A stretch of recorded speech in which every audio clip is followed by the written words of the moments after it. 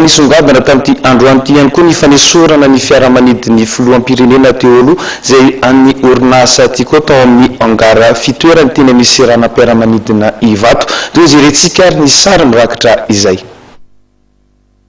Nesorina tao amin'ny angara misy azy teny amin'ny ranam-piaramanidina Ivato ny fiaramanidin'ny orinasa Tiko.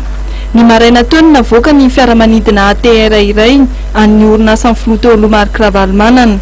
Tsy misy fitoriana ary tsy misy fampandrenesana melona nanaovana fandroahana araka ny tatitra nataony maître Andriamadison Asina mpisolo vava ny orinasa Tiko. Ny société Tiko zany dia nanana convention tamin'ny ADEMA tamin'ny 20 juin 2008, convention 190 TNR.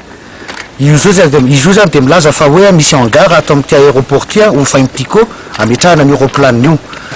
Ny resaka convention no resahantsika zany dia contrat ny anaran'le izy. Nagaganay zany androany maraina tsy misy didim-pitsarana milaza fa hoe voaroaka ny Tiko, tsy misy didim-pitsarana milaza fa hoe avoaka ao anatin'ny hangara ny aéroplanina Tiko.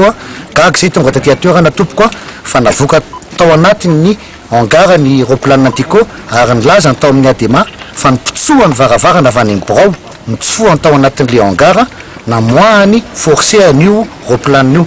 Ny aéroplanina zao ankehitriny dia nalefa tary amin'ny parking ny Baniary ary zay raha tsy mahazo mitsofoka ao anatin'io aéroport io zany zao hijery le hangara izay mbola zay zany ny tena marina araky ny lalàna mbola mpanofa an'io hangara io.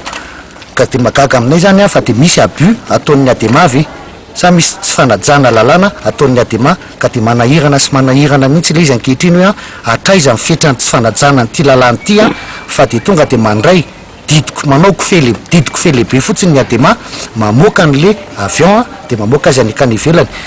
Raha mahalala tompoko fa rehefa misy ny convention dia tsy maintsy misy zany didim-pitsarana milaza fa annulé io convention io fa ny ADEMA rery tsy afaka manapa-kevitra hoe annulenay zay rery ny manannulé an'io convention io. Raha ny fanazavana dia efa misy mampiasa ny toerana. Ny mpisolo vavan'ny orinasa Tiko izay nanipika fa misy ny vola izay tsy voalohan'ny orinasa Tiko, tsy mifarotan'ny mpisolo vava kosa nefa ny totalim-bola tsy noefain'ny Tiko amin'ny fanofana ny hangaran'ny ADEMA.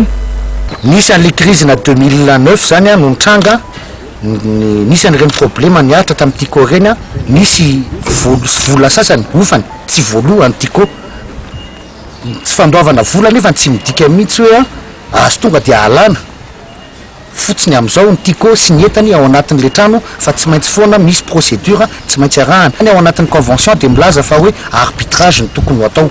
Ny orinasa Tiko izay nilaza fa ametraka ny raharaha eo ny voafitsarana. Nisongadina indrindra ireo nandritra ny fidinana teny amin'ny ranam-piaramanidina Ivato ny tanteraha mpisolo vava ny Tiko.